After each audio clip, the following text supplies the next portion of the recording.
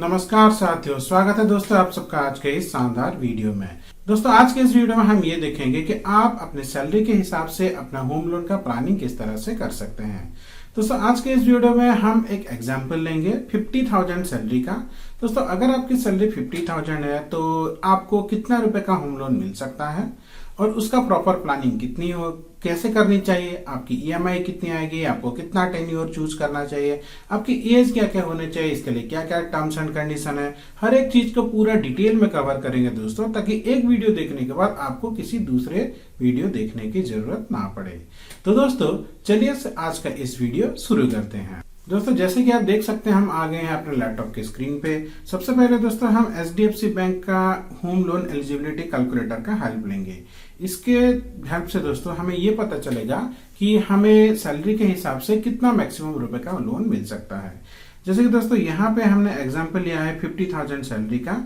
हम यहाँ पे दोस्तों ग्रॉस मंथली इनकम में डाल दिया है 50,000 रुपीज, यानी कि आपकी सैलरी है महीने की वो मान लीजिए 50,000 रुपए है।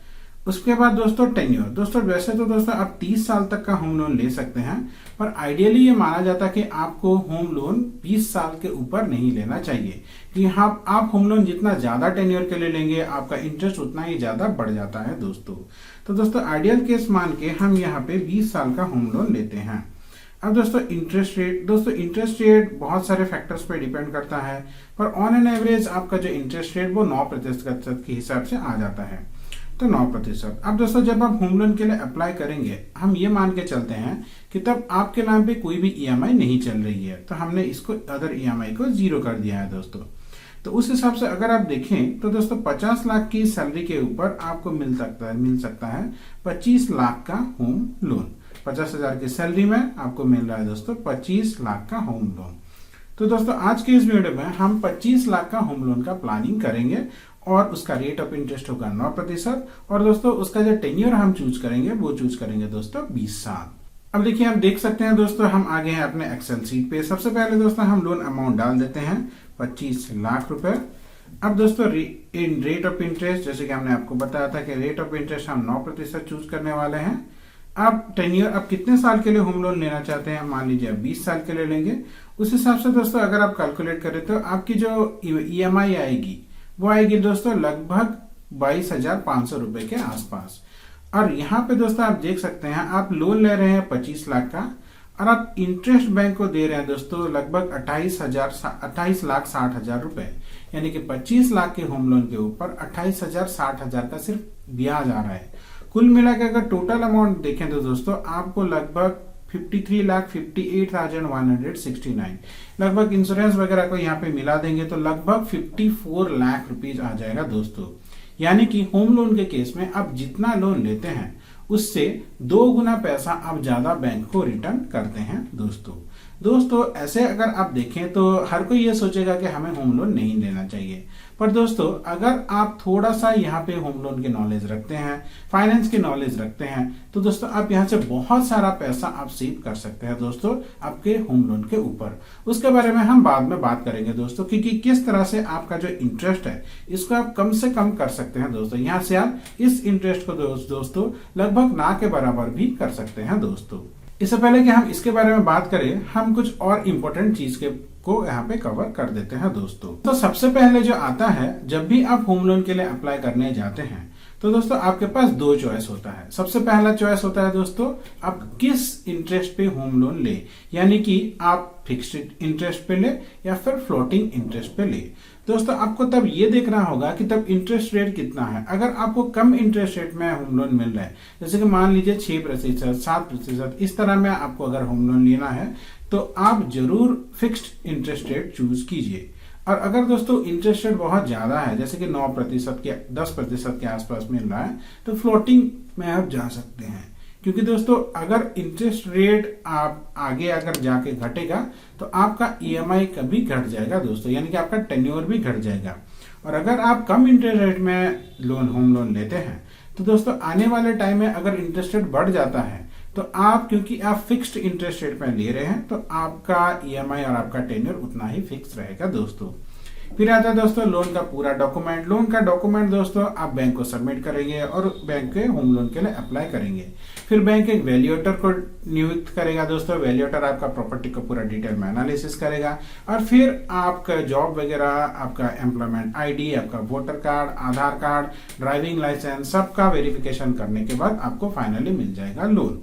अब दोस्तों अब हम आते हैं कि किस तरह से ये जो इंटरेस्ट है इसको हम मिनिमम कर सकते हैं। उसके लिए दोस्तों हम प्री पेमेंट का यूज करेंगे। प्री पेमेंट का मतलब क्या होता है दोस्तों, आप कुछ पैसा बीच बीच में बैंक में डालेंगे आपके प्रिंसिपल पे। जैसे आपका प्रिंसिपल घट जाता है, आपका टोटल इंटरेस्ट भी घट जाता है दोस्तों। इससे हम ऐसे समझते हैं दोस्तों, जैसे अगर मैं थोड़ा नीचे जाता हूँ, देखिए दोस्तों आपको जो पहली मंथ की ईएमआई है वो आ रही है लगभग 22,500 रुपए। अब इस 22,500 को हम ये समझते हैं कि इसका आधा पैसा हम लोन चुकाएंगे और आधा पैसा हम इंटरेस्ट को देंगे, पर दोस्तों ऐसा होता नहीं है। देखिए आप 22,500 में से लोन जो कि आपने 25 लाख लिया था उसमें से पहला महीने में सिर्फ 3,743 रुपए चुका रहे हैं, और बाकी जो ये आपने इंटरेस्ट दे रहे हैं दोस्तों जो कि 28 लाख का, उस इंटरेस्ट की तरफ आपका 18,750 रुपए जा रहा है। दूसरे महीने की बात करें तो दोस्तों आपकी ईएमआई में कोई भी चेंज नहीं हो रहा है, पर आपका टुवर्ड्स लोन 3,771, यहाँ पे दोस्तों सिर्फ 30 रुपए के आसपास ही डिफरेंस आ रहा है दोस्तों। 29-30 रुपए आसपास थोड़ा ज्यादा आप दोस्तों यहाँ पे अपना दोस्तों ईएमआई पेमेंट कर रहे हैं टुवर्ड्स दी लोन जो कि आपने लिया है। पर 18,722 रुपए फिर भी आप दे रहे हैं इंटरेस्ट की तरफ, यानी कि दोस्तों आपके शुरुआती दिनों में ज्यादा से ज्यादा जो पैसा है आप इंटरेस्ट को देते हैं और कम से कम पैसा अपने प्रिंसिपल जो पैसा आपने ब्याज पे लिया है उसको देते हैं। यानी कि अगर हम कुछ ऐसा करें कि हर साल थोड़ा थोड़ा पैसा रख के अगर हम अपने प्रिंसिपल के चुका दें, एक्स्ट्रा पैसा वहां पे भर दें, तो ऑटोमेटिकली जो इंटरेस्ट का पैसा है वो भी घट जाएगा दोस्तों। हम आपको यहाँ पे दिखाते हैं दोस्तों। यहाँ पे दोस्तों हम अगर हम इसको अनलॉक करें दो ऑप्शन को, तो देखिए दोस्तों यहाँ पे आता है दोस्तों पहला ऑप्शन हाइक ईएमआई, इसके बारे में हम बाद में बात करेंगे। दूसरा ऑप्शन आ जाता है दोस्तों पे एक्स्ट्रा ईएमआई एवरी ईयर। यहाँ पे दोस्तों अगर हर साल आप एक ईएमआई भी एक्स्ट्रा पे करते हैं, यानी कि जो 22,500 रुपए अगर हर साल देते हैं, तो उसके साथ साथ दोस्तों जब एक साल खत्म हो जाता है तो एक ईएमआई एक्स्ट्रा दे देते हैं, तो वो जो पूरा का पूरा ईएमआई का पैसा है दोस्तों वो जाता है टुवर्ड्स आपके प्रिंसिपल की तरफ। अब इस केस में दोस्तों देखिए आप जहां पे दोस्तों आप 28,50,000 का इंटरेस्ट पे कर रहे थे, अभी एक ईएमआई एक्स्ट्रा देके आप उसको कर देंगे दोस्तों 20,46,000, यानी कि 8 लाख रुपए के आसपास आपने सेव कर दिया है दोस्तों। अब दोस्तों क्योंकि आप कहीं पे जॉब कर रहे हैं, हर साल आपका कुछ ना कुछ इंक्रीमेंट भी होगा। अब ऐसा नहीं है कि दोस्तों अभी मान लीजिए आपकी सैलरी 50,000 है तो 2 साल 3 साल के बाद आपकी सैलरी 50,000 ही रहेगी। हर साल कुछ 4,000, 5,000, 10,000 आपकी सैलरी जितना भी हो सके डिपेंडिंग अपॉन कंपनी और डिपेंडिंग अपॉन आपके परफॉर्मेंस वो इंक्रीमेंट होता है। अब जितना भी इंक्रीमेंट होगा दोस्तों अगर आप उसमें से थोड़ा थोड़ा पैसा भी यहाँ पे डाल देंगे, मान लीजिए अगर आप हर साल अपनी ईएमआई को सिर्फ 5% से बढ़ाते हैं, तो उस हिसाब से अगर हम इसको देखेंगे दोस्तों तो आपने आपका इंटरेस्ट रेट को 15,40,000 के आसपास कर लिया। तो दोस्तों कहाँ 28,50,000 का इंटरेस्ट और कहाँ 15 लाख का इंटरेस्ट, आपने स्ट्रेट 13 लाख रुपए सेव कर लिया है दोस्तों। यानी कि अभी आप देंगे 25 प्लस दोस्तों यहाँ पे आपका 15, यानी कि दोस्तों आपको आ रहा है 40 लाख। 40 लाख में आपको आपका घर मिल जा रहा है दोस्तों। तो इस हिसाब से अगर आप प्रॉपर प्लानिंग करेंगे तो आप सस्ते में घर ले सकते हैं दोस्तों। अब दोस्तों ये देखते हैं कि पहले जब आप 20 साल यानी कि 20 × 12 240 महीने में अपना होम लोन का ईएमआई चुकता कर रहे थे, ऐसे करने में अभी हमें उतना से बहुत कम टाइम में भी ये हो जाएगा दोस्तों। जैसे कि दोस्तों आप यहाँ पे आ सके देख सकते हैं, ये हो गया नेगेटिव वैल्यू यानी कि 127। पहले जो लोन को आप 240 महीने में चुका रहे थे, अभी उसी लोन को 127 महीने में आप चुका रहे हैं दोस्तों। तो इस हिसाब से प्रॉपर प्लानिंग करके आप अपना सैलरी के हिसाब से लोन का टेन्योर चूज करके अपना होम लोन का प्लानिंग कर सकते हैं दोस्तों। आशा करता हूं छोटा सा वीडियो आपको अच्छा लगा होगा। इस तरह के इंपॉर्टेंट वीडियो के लिए दोस्तों चैनल को जरूर सब्सक्राइब करें, वीडियो को लाइक करके अपने दोस्तों के साथ शेयर करना मत भूलिए। आपका दिन मंगलमय हो। धन्यवाद दोस्तों।